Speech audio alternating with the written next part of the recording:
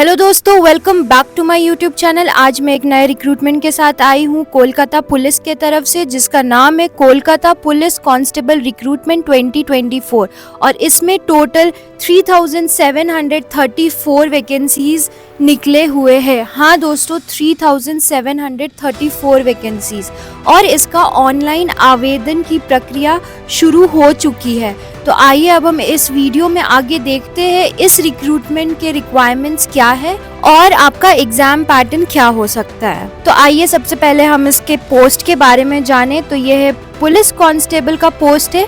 Vacancies जैसे कि मैंने कहा था 3734 वैकेंसीज निकले हैं।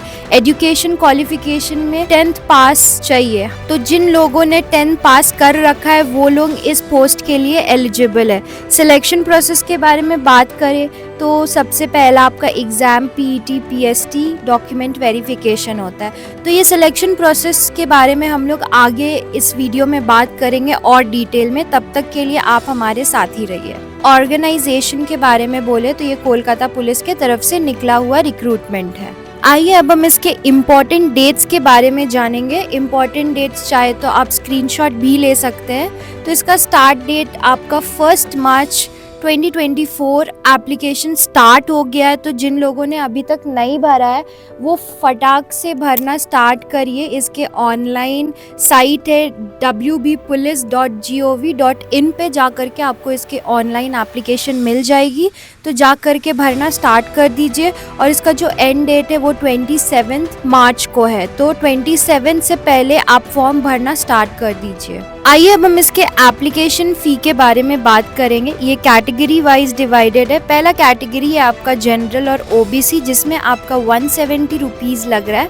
मतलब आप जब ये एप्लीकेशन भरेंगे तो इसमें आपको कुछ फ़ी चार्ज किया जाएगा। तो जनरल और ओबीसी के लिए 170 है और एससी एसटी जो केवल वेस्ट बंगाल में है उनके लिए 20 रुपीज़ है। पेमेंट मेथड का बात करें तो debit, credit card, net banking, UPI या वॉलेट से काम चल जाएगा। अगर हम वैकेंसीज के बारे में बात करें तो कांस्टेबल में मेल एंड ट्रांसजेंडर उसमें 3464 वैकेंसीज निकले हैं और लेडी कांस्टेबल के लिए 270।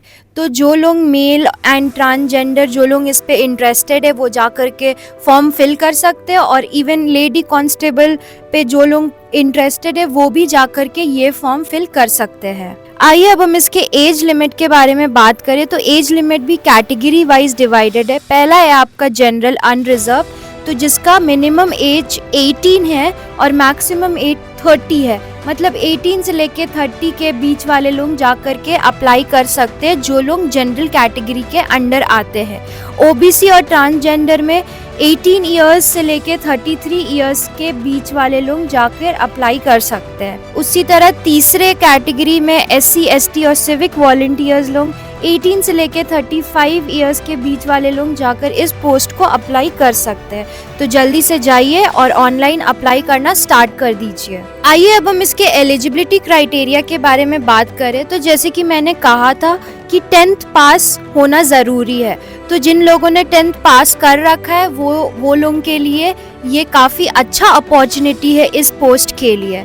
और दूसरा जो एलिजिबिलिटी क्राइटेरिया है वो है कि आपको बंगाली लिखना, बोलना और रीड करना आना चाहिए, वरना आपके लिए प्रॉब्लम हो जाएगा ये।